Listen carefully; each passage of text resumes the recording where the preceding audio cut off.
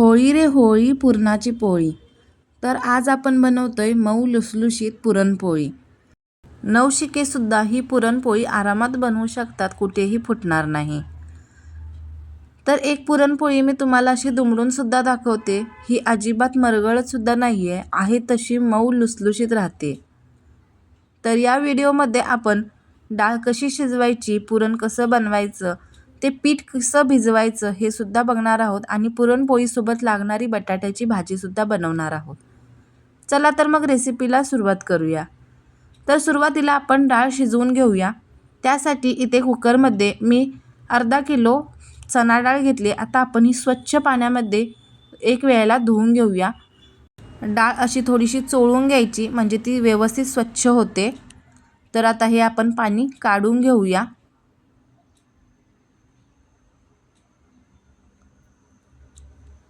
आता याच्यामध्ये दुसरं चांगलं पाणी घालू आणि ही डाळ 3 शिट्टीमध्ये आता आपण शिजवून घेणार आहोत. आता याच्यामध्ये मी 1 चमचा तेल घालून घेते, त्यामुळे डाळ चांगली शिजली जाते, कुठेही कच्ची राहत नाही. कुकरचं झाकण लावूया आणि 3 शिट्टीमध्ये ही डाळ शिजवून घेऊया. तर इथे 3 शिट्ट्या झालेल्या आहेत. मी पाणी थोडंसं जास्तच घातलं होतं, कारण येळवणी जास्त काढायची होती, त्यामुळे. आता डाळ चेक करून बघूया.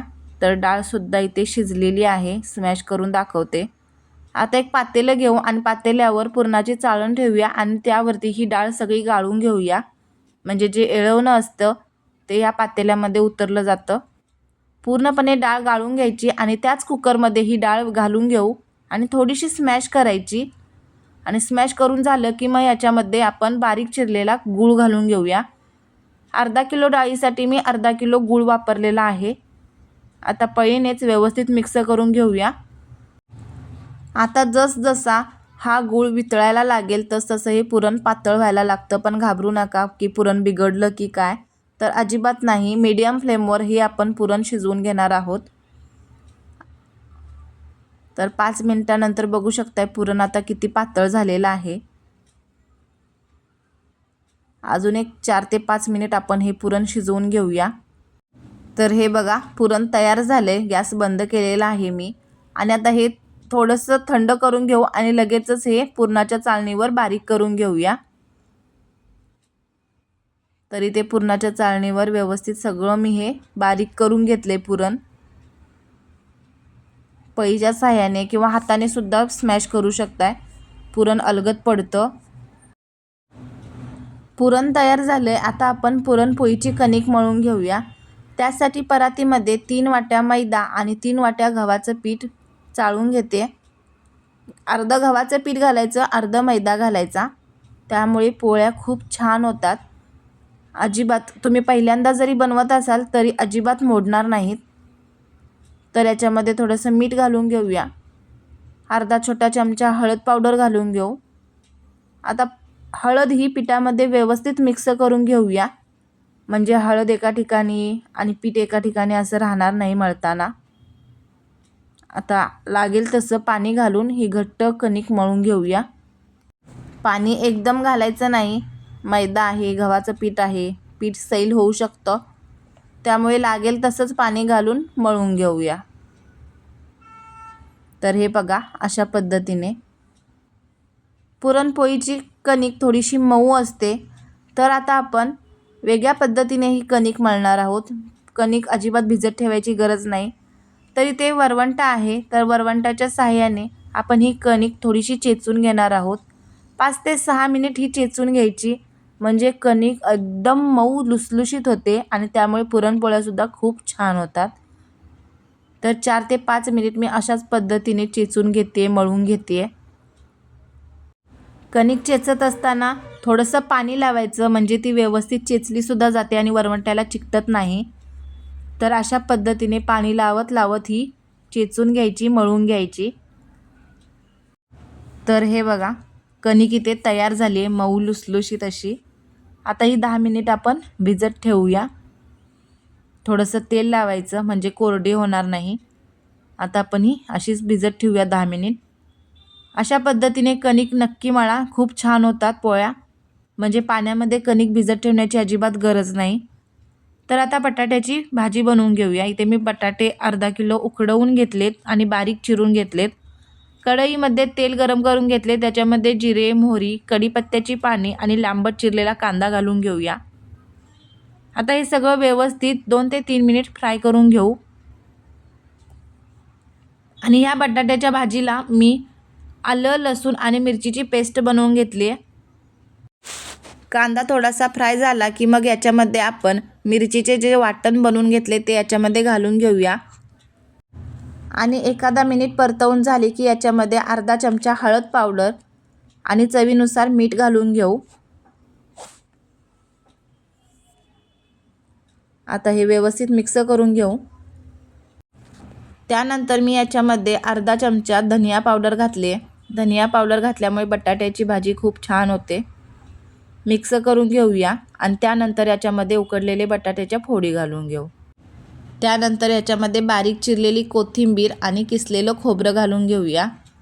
आणि आता हे सगळं व्यवस्थित एकत्रित मिक्स करून घेऊ। तर पुरणपोळीसोबत खाल्ली जाणारी पिवळी बटाट्याची भाजी चमचमीत अशी तयार झालेली आहे। मस्तच। आता जे आपण येळवणं काढलं त्या येळवण्याची आमटीसुद्धा बनवणार आहे, त्याचा वेगळा व्हिडिओ बनवते, तो सुद्धा तुम्ही नक्की बघा।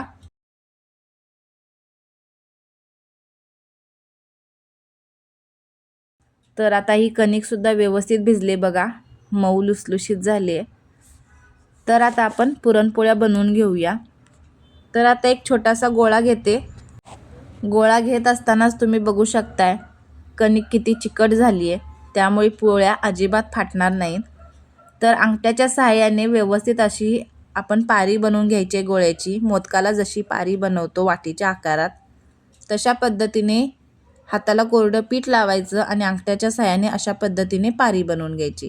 आता आपण ह्याच्यामध्ये पुरण घालणार आहोत। जेवढी आपण कणिक घेतली आहे तेवढंच पुरण याच्यामध्ये घालायचं। तर अशा पद्धतीने आपण हे असा गोळा फिरवत फिरवत दुमडून व्यवस्थित कडा बंद करून घ्यायच्या, म्हणजे पुरण अजिबात बाहेर येणार नाही।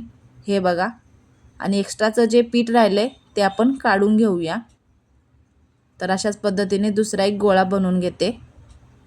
थोडंसं हाताला कोरडं पीठ लावायचं, कणकेचा गोळा घ्यायचा। अशा पद्धतीने कणिक तुम्ही चेचून मळला की पुरणपोळ्या खूप छान होतात। पूर्वीच्या काळी कणिक भिजवण्यासाठी कणकेचा गोळा घट्ट मळून घ्यायचे आणि एका पातेल्यामध्ये पाणी घालायचे आणि त्याच्यामध्ये हा गोळा ठेवायचे आणि अर्धा एक तास ती अशीच कणिक भिजत ठेवायचे आणि त्यानंतर ती आपटून ती पीठ मळून घ्यायचे।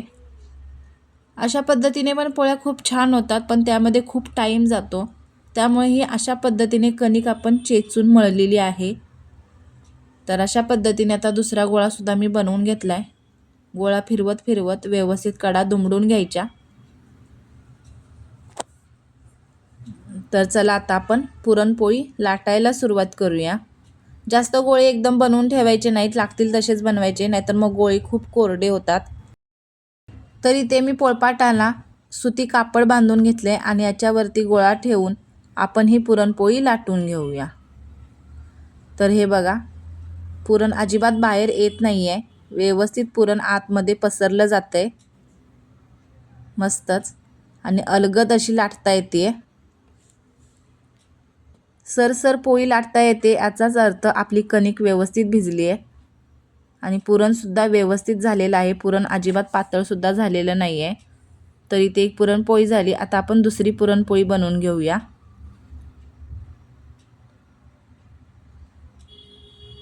हे बघा, पुरण अजिबात कुठेच बाहेर येत नाही आहे।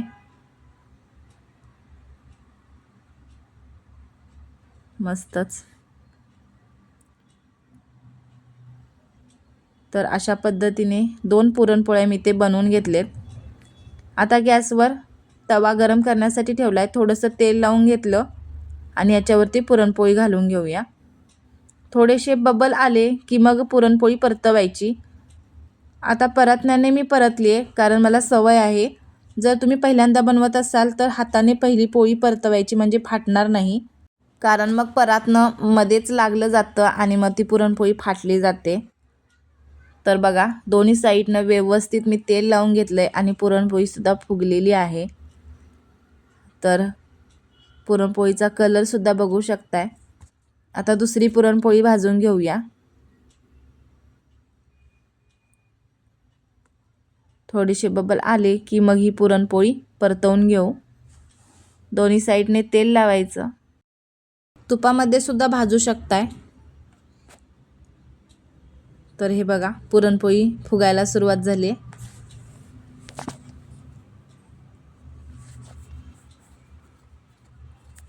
तर न फाटता ह्या पुरणपोळ्या मस्त अशा तयार झालेत. नवशिकेसुद्धा ह्या पुरणपोळ्या पहिल्यांदा बनवत असतील ना तर आरामात त्या बनवतील, कसलंच टेन्शन न घेता. तर इथे पुरणपोळ्या 2 तयार झालेत. आता बाकीच्या पुरणपोळ्या मी नंतर बनवणार आहे. तर ह्या होळीला अशा पद्धतीने तुम्ही पुरणपोळ्या नक्की बनवा, खूप छान होतील. आता या पुरणपोळीसोबत बटाट्याची भाजी, कटाची आमटी आणि पापड तर झालाच पाहिजे. तर मस्त असं होळीचं ताट इथे तयार झालेलं आहे.